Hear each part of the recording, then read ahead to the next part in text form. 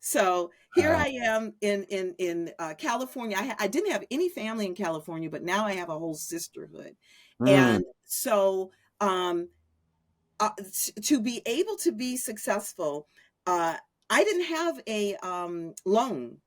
Let's not forget that. I did not have a student loan. wow. So I didn't have a student loan. I learned from the beginning because being in a sisterhood, I had a lot of connections. They were making connections. You need to know this person, you need to get to know that person. And someone advised me early on. Welcome, ladies and gentlemen, to another episode of Elephant in the Room. I'm joined with my guest, Arba Cooper, entrepreneur, speaker, community leader, actress. The list goes on. Let's get right into it. Where did all that come from? Thank you, Sean, first of all, for the opportunity to be on your podcast.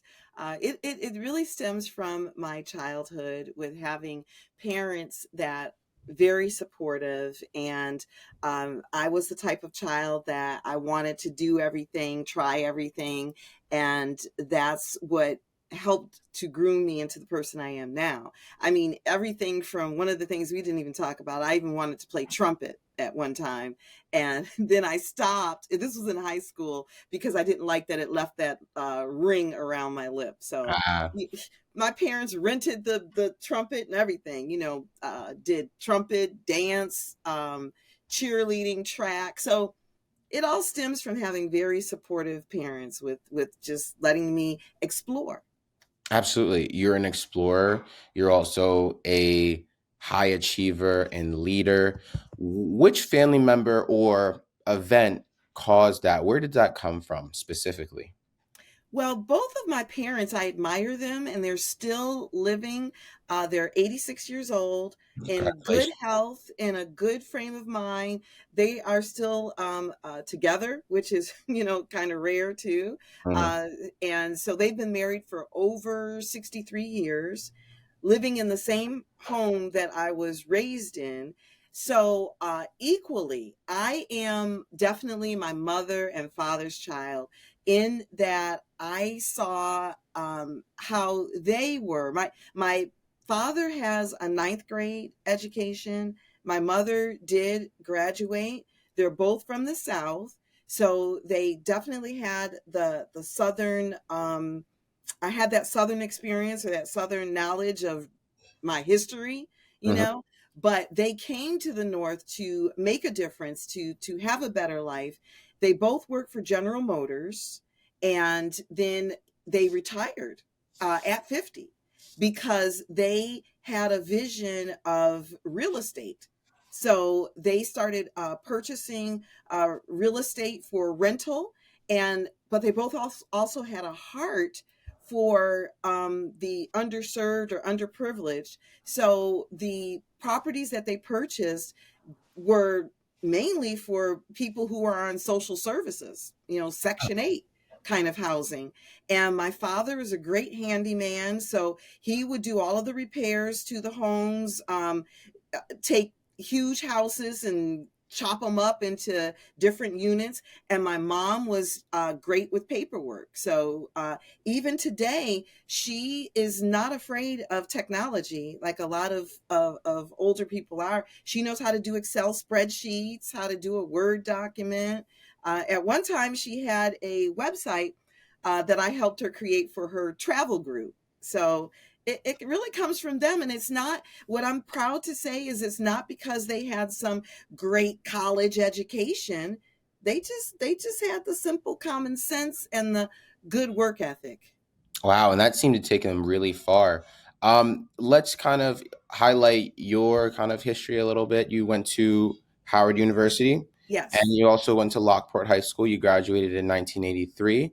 I'm Ooh, just you highlight, telling on me. yeah. So That's okay.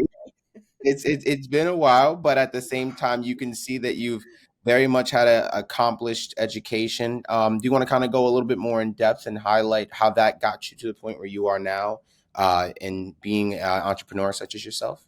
Yeah, so I just love learning, and and I love following rules. Because Mm. the joke about that is that my cousins, they still talk about me because I was the tattletale. I was the one that was like, we're not supposed to do that. Mama said, don't go there, don't do that. But I was the one. So they didn't invite me on a lot of their excursions. But anyway, I digressed just to say that if I'm given instructions, then Mm. I'm going to follow those instructions. And that's how I took school. I just took it as the teacher is saying to do this, so I would do it, and then I would get good grades. And as I got older, I that's when I realized it really is a gift. It really is a gift from God, because don't ask me to sing. You know, there's some people that you can ask them to sing and they can just sing a beautiful song. There's people that can dance without needing instruction. There's Mhm. people that can pick up a musical instrument and just play a melodic song. I'm learning that those are gifts from God. Mm. So understanding technology particularly was where I started realizing my gift, because like social studies, trying to remember places, dates, things, that was not my gift. You know, and other languages or whatever. So what really fostered it was a my physics teacher or my science teacher, and he would bring in different objects and different things to teach concepts. So that's when I realized I'm a really visual learner. For instance, he would teach mass, acceleration, velocity with match cars. Mm. The old school, I don't know, you might be too young, but the tracks, he would bring in tracks and match cars and have us try to relate which car would go down the track faster because it was heavy. He'd bring in bottles and show different fluids. So that just excited me about technology, Mm. to realize, to try to relate something tangible instead of just memorizing formulas and concepts. And I excelled. So I excelled in math and science, and as well as extracurricular. So because I was in, you know, cheerleading, track, drama, all of these other things, as well as had good grades, that's what awarded me the full scholarship to Howard University. And not only that, to mention that you were also a very well-rounded individual with all those things you were interested in, and it wasn't like you kind of had to be in these things. I mean, I'm assuming you didn't have to be in these things. You kind of chose to be in these things, Hmm. and it made you more interesting and unique and well-rounded because you're also into science and STEM, but you also do cheerleading and you're into instruments as well. Hmm. And just by seeing the very many websites that you have and things that you're in, you've kind of stuck to yourself and you'd stay true to yourself throughout that whole journey of your life up until this point. We're talking from 1980s all the way to 2024. And I think that it's really important to highlight the fact that a lot of people go through changes in life where they want to make the right decisions for themselves. You went and you talked about how you always want to follow and do the right thing. I had a wrestling coach that said, he had a saying for this actually. He said, I never met anybody who does the right thing all the time and fails. Hmm. And it seems that you've done the right thing for yourself. Obviously, there's a little bumps along the way. That's with Hmm. anything. Hmm. But you've really stayed true to yourself and done the right thing for you. For those people who maybe have difficulty trying to stick to something or maybe don't have faith in their capacities and capabilities, what kind of advice do you have for them, especially being somebody as well rounded as yourself?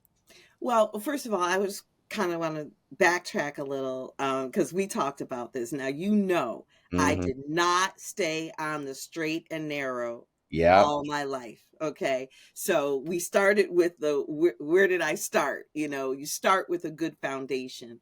And so, because I'll just start this simply, because I was raised in Lockport, New York, which is a predominantly white area, white neighborhood. I went to a very small amount of black students. Hmm. So to be able to go to Howard was I was like a kid in a candy store.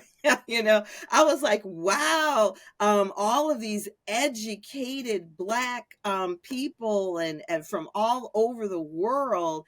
And it was a total different environment for me. And I did not stay on the straight and narrow when I went Mhm. to college. So I don't want to fool anybody on that one. And so what it was as you start, as your environment, as my, I won't say as you, because I've learned to just talk about myself, because there's Yes. enough going on with myself. As my environment changed, then my perspective, my options started changing, and I was making some wrong decisions. And so one of the wrong decisions was that I did end up getting pregnant my senior year in college. And by that time, I was like, oh my gosh, okay, I have really gone off the path.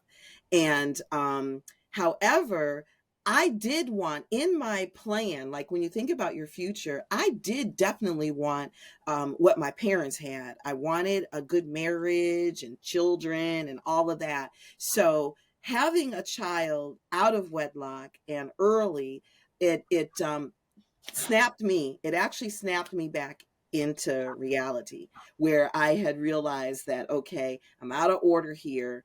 And I truly think that God, I'm very faithful that God actually allowed that to happen. It was a choice I made, but allowed that to happen to get me back on path, get me back on what I was supposed to be doing. Because had I kept going the route I was going, I don't think I would be as purposeful as I am. Because when you have a child and you have someone that you are responsible for, then it will snap you. It should snap you. It snapped me back into my purpose Mm. by having my child, which I'm so thankful that I did. So I didn't know Mm. if we go further with that, but Absolutely. No okay. worries. Um, Oh, I know the one thing I was going to say. The point is that I did not let that mistake, because I never want to call him mistake. I just call him out of order. I never wanted that out of order circumstance uh, to deter me. And instead, I said, I do not want to be a statistic. mhm. So, what I meant by that is that I did not want to be yet another young Black uh, single mother on any kind of social services or anything. So having my son motivated me even more to do what I needed to do. And I graduated. So I did, even Yeah. though it was my senior year. His name is, I don't want to say his name because I don't know how Mhm. far this may go, but I'll just say Justin Timothy, because he Mm. was born just in time. So I won't give his full name. I love that. I love that. And you know, it is to mention that a lot of us go through some sort and trials and tribulations to get to where we need to. But to highlight the fact that you got there and that celebration is something very important to mention. Hmm. Not only that, after you had graduated, you also had a job at Hewlett Packard, Hmm. correct? Yes. And you were recruited straight out of college. Um, Not straight. The little story with that is, remember, I was fully 9 months pregnant mm, my senior year. So when recruitment came around, I knew there was no way somebody's gonna recruit me 9 months pregnant. So thankfully, Howard University had um, you could you could still recruit, you could still come to the on campus 1 year mhm. after graduation. So thankfully, again, I just praise God for that. After I had my son, I came back home to Lockport, New York, and then I went back to Howard after, not being pregnant. And during the recruiting process, I disclosed to the recruiter, because he had said, it looks like you graduated last year. Why are you just now going through the recruiting process? And I said, frankly, sir, because I was 9 months pregnant, and I don't think my odds would have been very good. And so he was impressed. He was impressed with the fact that I was able to keep my grades up. Now, it wasn't straight A's, in college, because like I said, I have my fun, but Mhm. I was able to keep my grades up to graduate and have my child. So he was impressed with that, and that's how I got my job with HP. Wow. So having to deal with, after taking care of a child and having a job, you also traveled to Japan for Mhm, your job as well. What was it like? So now you're young Arba, you just graduated college, you just had a son, mhm. and you're traveling for jobs. You're trying to wear all these hats too. How did you manage to do that? Again, thankfully, all of this stuff. I don't know if it's a good time or not, but it's talking to you my book. But Absolutely. oh, okay. So I talk about this all in my book called Not Arbitrary. Hmm. And yes, there's the pun on my name.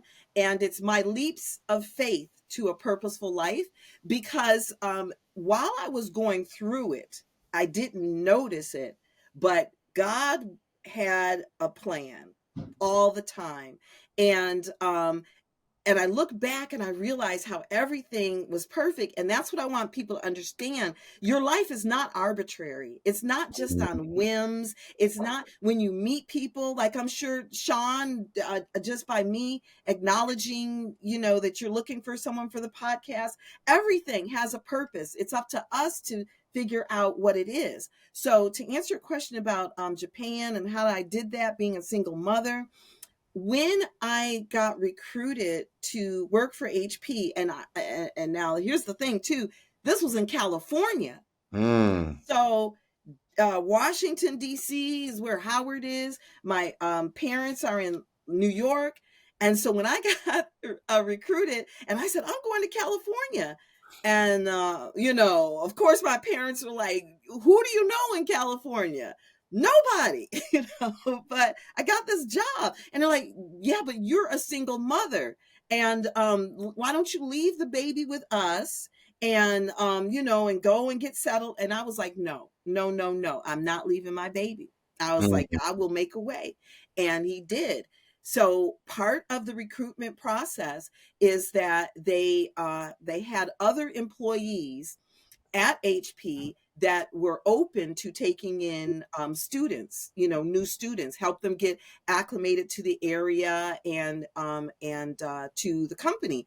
And so, lo and behold, not a lo and behold, and not arbitrary, that the roommate they matched me with was another single mother, Mm. and she had a daughter that was about the same age as my son. And Wow. yeah, that's what I'm saying. And um, so then I used the same daycare that she used, because obviously she'd already vetted it and everything. And then to be able to travel, it wasn't a daycare, it was an in-home. So it was an in-home daycare. So that would allow me to be able to travel if I needed to, because he could stay in the in-home daycare. Wow. So you talk about things not being arbitrary, but I mean, I don't know. It's just for No, some people, mhm. It's for not some people, arbitrary. If for you some people who don't know the definition of arbitrary, arbitrary here based on Google says that based on random choice or personal whim rather than any reason or system. And you're saying that it's exactly the opposite. I'm saying true, true. I'm saying that your life should not be arbitrary, Mm. and that's not what God intends. Actually, what I just want to read real quick what I have on the back of my book. Are you having a hard time figuring out your purpose in life? Are you living based on random choices or personal whims? Mhm. God created you, and He is the only one that can clearly help you achieve what he has already predestined for you. Don't live an arbitrary life. The Bible is God's business plan for you. Basic instructions before leaving Earth. Bible. Oh, I like Yes. that. It's how you live your life and fulfillment and everything like that. So yes. how you've already expressed it enough, but how much of a relief was it that you had somebody to relate to in the fact that they're in the similar life, they're living a similar life to you, and now you work with them, and you have your son, and they have their, was it a daughter or was it also Her daughter. a daughter? Yes. And you've got your paths crossed. For somebody who is maybe in this position, Mhm, being that they have their own job, they're a single mother, or they're going through some sort of familial responsibility as well as getting their life started. mhm, What was, how did you navigate through that? Because we're going to get into obviously what had happened before financially with you and why you started some of the companies that you started. But I kind of want to highlight really just that point, because there are a lot of people in this world that are young mothers, and mhm. it's very difficult for them to go, especially because they're single. How did you get it done? Because again, you were still, even though you had some hard times, you were still consistent and you were still persistent. A lot of people may give up. How did you not give up? Actually, you said the two magic words, persistent and consistent. I didn't give up because I looked at God's grace. Mm, Just to be honest, God's grace of the fact that I had gotten that far to be able to go to college. It was a full academic scholarship.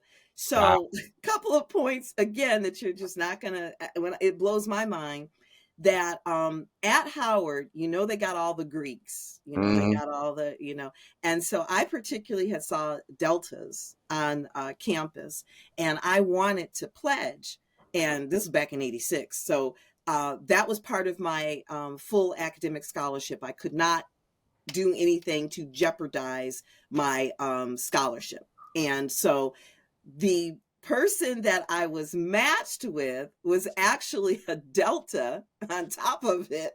So here it is that my whole opportunity that I thought I couldn't do in college. Now, so she was alumni. So there's alumni that you can pledge. So now, not only do I have my roommate, I did end up joining as an alumni. Now I have a whole sisterhood.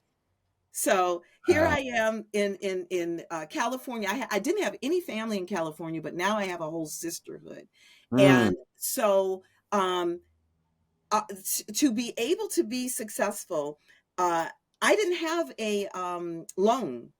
Let's not forget that I did not have a student loan. wow. So I didn't have a student loan. I learned from the beginning because being in a sisterhood, I had a lot of connections. They were making connections. You need to know this person, you need to get to know that person, and someone advised me early on that to start saving Mm, and having life insurance and all of that, because so the beauty of it is when you do have a child young, then you have an earlier start with getting the right things prepared for your child, as well as thinking differently financially. So I started early with savings. I started early with 401k, life insurance, all of those things. I just had a whole different mindset. wow. So, you'd say that you had some more, you had support behind you in that case with the Hmm. sisterhood and able Yes. to, have somebody that you worked with in a similar position. Interesting. Yeah. Well, So, at the same company, we did not have, she wasn't an engineer.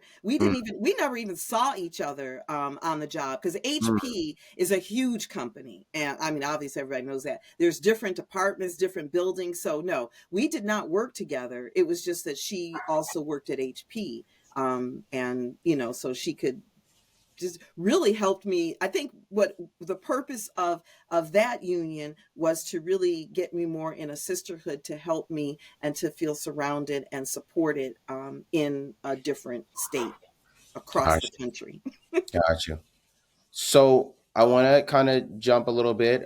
You hit hard times. You Yes. really, we had this conversation. You really had hit hard times. You ran out of money. You made some bad decisions along the way. Hmm. Was this? was this around the time of myarba.com when you first came out with your first website, or Vision Doers, or what? Kind of walk us through what exactly had happened and how you came out of it. Yeah. So as a lifetime high achiever. I've always been a high achiever. And again, the definition of a high achiever in my book is just somebody who takes instruction, takes a process, takes a system and just does it and applies it. Don't make excuses, you just follow the formula. So I've always been that, and when at my career at HP, it just started soaring. I mean, I just kept getting promotion after promotion, and had actually gotten to the six figures with HP. And this was back in the 90s, in the late 90s. And so they were wanting to fast track, or wanting to put me into management. And I was not interested in being in management. So right around that time, my hairstylist, again, this is in the 80s, 90s, wanted a business card. She wanted something unique. And this was before Vistaprint, Canva. And she knew that at this time I was doing a marketing position at HP. She asked me to do some business cards. And I was like, sure, I could do some unique business cards. I did them for her. Then the other hairstylist wanted me to do business cards, but she was like, oh no, she's an engineer at HP, you know. But I saw a need. I was like, wow, this is, and I loved it. So this was back to my creative side was being challenged again. And so I started doing business cards, postcards, brochures, and whatever for the hairstylist. So then when on my job, when they kept pushing me more for management, and I did not want to do that, I didn't want that path of management. I was in my 30s, very successful, married. At that time, we had 5 children because my husband had 3. I had my 1, and then we had 1 together, mine, his, and ours. So blended family. That's a whole nother story. So blended family, and discussed it with my husband. I had built up my business pretty good, and I just said, I'm going to do this full time. I'm going to do my business. So myarba.com came about when I did my resignation at HP. This was when the big .com boom was back in the 90s. And I really didn't know. So they said, well, you know, because then the thought process of, well, what company are you going to, you know, and it wasn't like I was going to another company. So they said, where are you going? And I said, myarba.com. That was honestly, I'm going to I was just that cocky back then. Wow. So anyway, yeah. And so I was like, I'm going to myarba.com. And I self-taught myself how to do web design. My husband and I decided to, we both really didn't like California. That's where we were living. It was very high price. We decided to go to Atlanta. Didn't know, we really didn't have any ties, didn't know anyone in Atlanta, but I felt I could just use the same formula, find a good hairstylist, do her marketing, have it, you know, go viral, you know, if you will. And it worked. So what happened was, I'm young, you know, aggressive, and I'm thinking like, oh, this is easy. Just to, you know, I could just do this, and, you know, no steady income. And I did not learn, I at that time I had 401k, stock options, savings, because remember I told you I learned that early. And I had all of that. And I was like, oh, I can figure out this entrepreneur thing here in Atlanta. And didn't separate my personal from my business finances. And I was just paying for this, paying for that, trying to figure it out, and not telling my husband. And, you know, money just started dwindling. And I kept thinking, oh, this next thing, this is it. This is what's gonna, you know, because I was successful, but everybody wants to grow. And I was trying to do it on my own. And eventually it got to the point our 4,000 square foot home in Atlanta was foreclosed, car repossessed, and I Wow. lost my man. Exactly.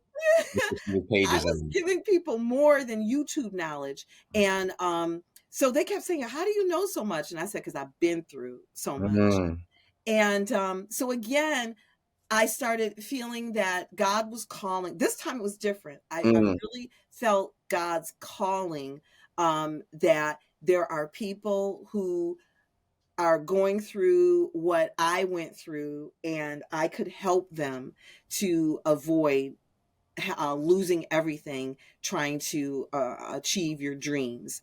And so that's what pulled me back out, but it's a whole different purpose of it. It's like I'm not highlighting that I'm like going to my.com. It's really that's how Vision Doers came about, is that I'm looking for people that have a clear vision and will do what it takes to achieve that.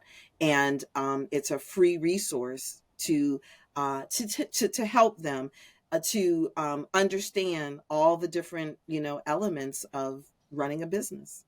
mm. I think it's good to mention too that when you do, for those people who do start their own business, one of the first things that may run into is financial troubles, and you will most likely run out of everything at some point, and that is a given, especially for those of you in the audience that are getting ready to start your own business. On top of balancing the life and responsibilities that you have, now you have a whole nother child. That's what I like to refer to business as a child, because you do have to take care of it. It is always something to do. Yes. And do not, I would say, to highlight, especially what you implied, is that you don't just want to give up because things have hit the fan. There are things that have hit the fan for Arba and myself when we're trying to start our businesses, but you just continuously persist and be consistent, and then things do kind of fall into plan. It is not arbitrary. It's almost, what would you call it? I would almost say vibrational in a way, because they Hmm. happen at Hmm. such an instance in which it was like, it Hmm. was good timing. It may not be your timing, but it's good timing, God's Hmm. timing. Yes. And it's really important to note that that only happens when you don't give up. You Right. just ask, and it always starts, in my opinion, how I like to look at it is because it's very hard to not give up on Hmm. things. It always starts with a question, like, what happens if I don't? What Hmm. happens if I do continue to do those things? Hmm. And for you, a lot of people will have their families that help them. Some people who don't have their families to help them in businesses. Hmm. It's kind of a stretch, but your family helped you get you back on your feet. What some advice do you have for people who maybe don't have the same or similar support system as you, trying to get back on their feet? Are there resources out there for them that they Oh, can use yeah, besides there's a lot of family? resources. And first I want to say I did give up. I did. I Okay. went through a whole depression. I was like, I don't want nothing to do with business. Just give me a 9 to 5. And so even if you do give up, and since we're talking a little bit about faith, the size of a mustard seed, and just that little light. So even though I gave up, mentally or whatever, if you just got a little bit of inkling, then God is still going to send you resources, send you, something that's going to spark. All you need is just a little, little spark, something to get you going again. But even though I had given up, so oh my goodness, there's so many resources. Score.org. I really recommend them. They're nationwide. You can find a mentor by phone, email, video, or in person. The SBA, which Small Business Association, and if you just look, just Google. Oh my goodness, what is there? There's other thing. Alice, I think, is another one.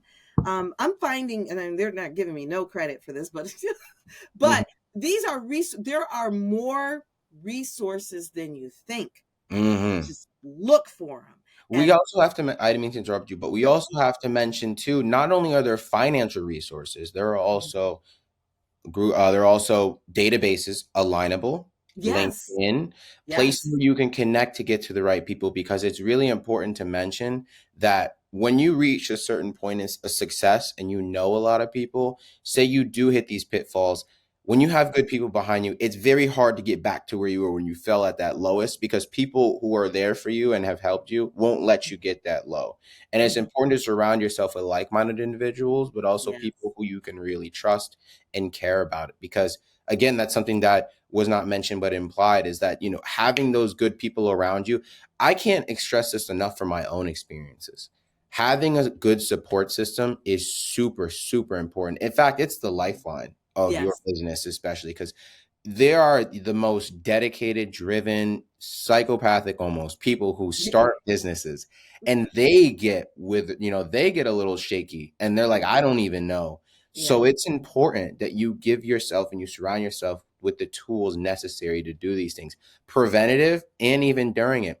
My friend said something that was really, really important yesterday. I was talking to him and I was telling him about how I had this whole idea. I was like, how I had all these ideas. I wanted to start another startup while doing this startup. And it can be addicting. Starting startups Yes. can be It's addicting. addicting. It is. Yes. And it's really, and he said something that was really important. I said, well, I want to do this business. This is my forefront. This is my plan A. And then he goes, okay, well, what's your plan B? I said, oh, well, that's, my podcast. My podcast is what I want to do. And this is exactly, that's what I'm going to do on the side. He goes, okay, but what's your plan C? And I said, I didn't really think about my plan C at all. I'm going to be straight up. Like, I was so excited Hmm. about starting these startups that I didn't ever think about that I was going to fail. It wasn't the fact that I was being naive. I was just super Right. energetic and I wasn't going to let myself down. And he's like, "Well, that's good to know. Yes, that's right, but the most important thing you can't control, or not even control, but the thing you can't predict is people." Right? Mhm. Because Right. people will make or break your company. Ones you hire, ones you fire, ones you come in Your contact with, clients, even. and you can't even predict what they're going to do. People are Right. good on paper. Some people are so it's very important, very, very important that it's not about predicting people, but it's about making sure that you have these good foundational relationships with people, but not most importantly, that you have a good foundational relationship with yourself in Yes. doing these types of things. Yes. So And, that's one thing I would highlight. yeah. And the other thing too is because I don't want people to think that it was my parents. My parents, yes, they Yeah, are good support system, but for my sure. parents are old school Hmm. in that they would have rather me keep a job. Yes, So that's they true. keep a good job. That was their thing. Keep a good job. It was exactly what you said, Shaun. It was my network. When I started meeting people, other entrepreneurs, then that network is what pulled me back out and Hmm. said that I can do this again. But yeah, Yeah, my no, I do want to highlight it's not like her parents are the ones that were the game savers. It's right, it's help. right, And the same with anybody else. It's not like one person does everything and everybody kind of comes together, but it is important to have a good network behind you. yes, Let's your see. Well, tribe, yeah, as we people say. we kind of got off on our topic a little bit here, but can tell us what a little bit about Vision Doers. You're Mhm. helping entrepreneurs. We did get into the whole conversation. If you do hit hard times, not even if you hit hard times, but if you just need help starting up, getting that ball rolling is the hardest part Yes, of yes. starting a business. How can people get the ball rolling?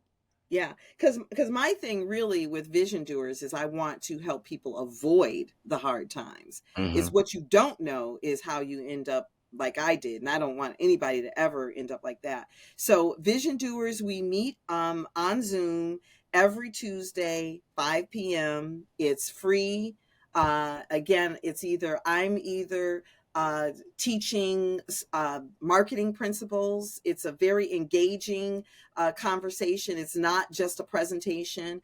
And then I'll also have guest speakers that will talk about financial, personal, financial, professional. That's what I call it. Personal, financial, professional development, and it's an opportunity to network and create that tribe. So it's like everything that we just talked about. That's what Vision Doers is. VisionDoers.com.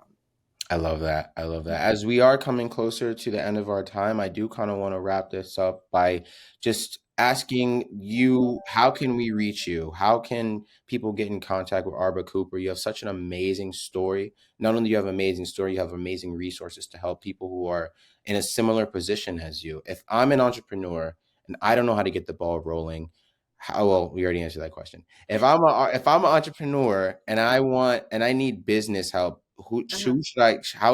how can you help me? Well, first, the easiest thing, and I challenge anyone, if you just go on Google and put in Arba Cooper, just put in Arba Cooper. You're Mm, gonna see the whole first, second, third page because I've been at this since the '90s. yes. Okay, so of course I've registered my own domain, Arba Cooper, ArbaCooper.com. That's going to mainly highlight my book, but then there's other links. Because see, here's my problem. Not a problem, but I mean, I'm a web designer, Hmm. so I have probably like 15 websites. So I don't, and they're all my babies. So, but all of them kind of branch off to different ones. So, and another one is just Arba DT. DT stands for digital technologist, Hmm. and that's like my most recent baby. But it's I don't ever want to highlight any one, but all of them, all roads will still lead to Arba. Good, good. Well, Arba Cooper, it was amazing talking to you today. I hope that my guests will reach out to you or not my guests, my audience will reach out to you, and that I wish you the most best success, especially for those people who were in a similar position or are in a similar position. It's important to note that you're not alone. There are Right. resources out there. You Yes. just have to take a leap of faith. And always remember too that it's not the fact that somebody said something on Instagram that I'm going to finish this up with, but they were talking about how it's never going to be, actually, I'll just do this. I'll leave you with a quote. This is how I'm going to do it. I'm going to leave you with a quote. A lot of times in life, you look for that perfect moment. We look for that perfect timing, right? That perfect timing is never going to be there. It's never going to be a perfect decision. It's going to be a decision made perfect by you. Once you take that first step and you keep walking and walking and walking up that hill, eventually people will start coming to you and they'll see that you're working. It's about being proactive, being accountable, but most importantly, never giving up. And you will hit hard times. You may want to, just don't. I'm sorry, it's that simple. But other than that, I really appreciate the time that you've given me today, Arba. Hopefully people, I'm going to put your tags and everything up here so people can see you and reach out to you. But it was a pleasure. Thank you guys for watching this episode of Elephant in the Room. We will see you next time. My pleasure. Thank you, Sean.